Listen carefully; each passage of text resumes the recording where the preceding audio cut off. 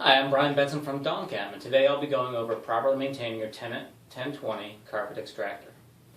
A couple of quick important tips before I begin. First, the use of defoamer. Defoamer is a product that goes in your recovery tank and knocks down the foam that is created by using your extractor. This is very important. You must always use defoamer when using your carpet extractor, because if it's not used, the foam will bypass the float shutoff, get into your vac motor, and cause costly repairs. Usually a vac motor to replace on one of these machines is possibly $500 to $600. So always use defoamer in your recovery tank. It only takes a little bit, about 2 ounces per recovery tank. Next, brush adjustment. The brush adjustment on your 1020 is located on the front of the machine. This knob will raise and lower the carpet head in relation to the floor. When operating the machine, there's a gauge in the back. Never operate the machine with the gauge in the red. If you see it in the red, go to the front of the machine and raise or lower the brush accordingly. It should always be operating in the green. Next, if you notice your machine not picking up properly, it could be that the drain hose plug has been left open. Before use, always make sure the drain hose plug is on tightly. After every use, drain and rinse out the recovery tank thoroughly. So take off the lid, put a hose down in, and rinse it out with clean water. When you're done, drain it from the drain hose in the back. Also, after every use, leave the lids open of the machines. This does several things. It airs out your machine so humidity and moisture does not get in your vac motor. Secondly, it maintains the proper sponge of the gaskets. Excuse me. What this does is creates vacuum when the gaskets get pulled down. So the gaskets always have to be clean and maintained properly. And also, it eliminates the smell you get. If you leave the lids on the tanks overnight, you'll notice a nasty smell the next day. So leaving these off when the machine's not in use eliminates that. Next, inspect your spray pattern. If you notice a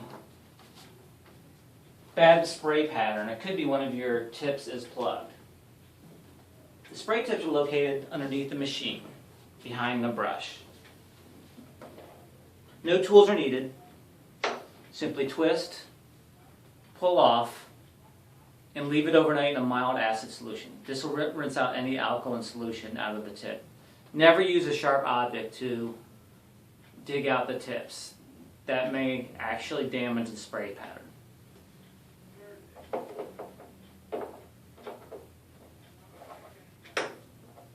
Twist and insert back in.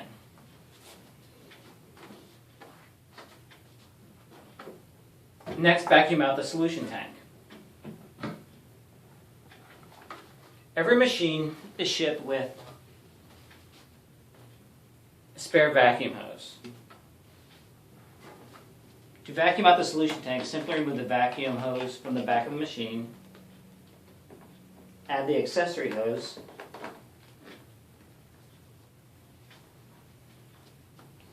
drop it in the solution tank, and turn on the power. Once the solution tank is completely empty, turn off the power, remove the hose, and make sure to put the vac hose from the machine back on.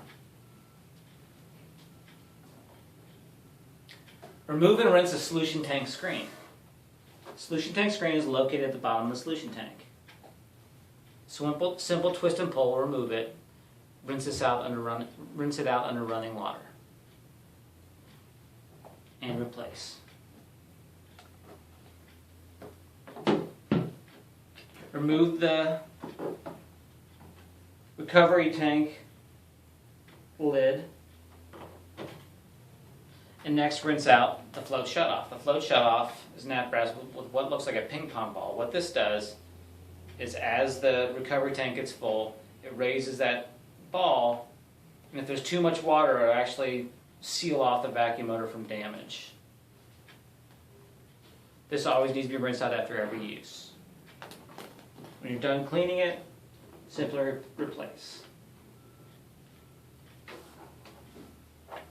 Remove any entangled carpet fibers and debris from the brush. Brush is located at the bottom of the machine, and simply pull off, clean in the specs and pull off any fibers, hair, or other debris off of this so the brush can rotate properly. Next, remove any debris from the pickup head. This is the vacuum pickup head. This should be free and clear from any debris. So take a brush, a wire coat hanger, anything you need to do to clean this out. Make sure that's clean after every use. Inspect the cord. Replace the cord if any damage has occurred. Also, when using the cord, never yank the cord out of the outlet. That will damage the plug, and the cord will need to be replaced. After every 80 hours of use, run a mild acid solution through your machine. What this does is remove any alkaline solution from your machine and keep it running properly. Mix an acid solution at 1 to 16, run it through the machine and leave it overnight. The next day, clean it out with clean water. So again, a couple quick important tips. Always use defoamer in your recovery tank with every use. It only takes a couple ounces. Always rinse out your recovery tank after every use. And also always leave the lids off of both tanks when you're completed. Thanks for your time.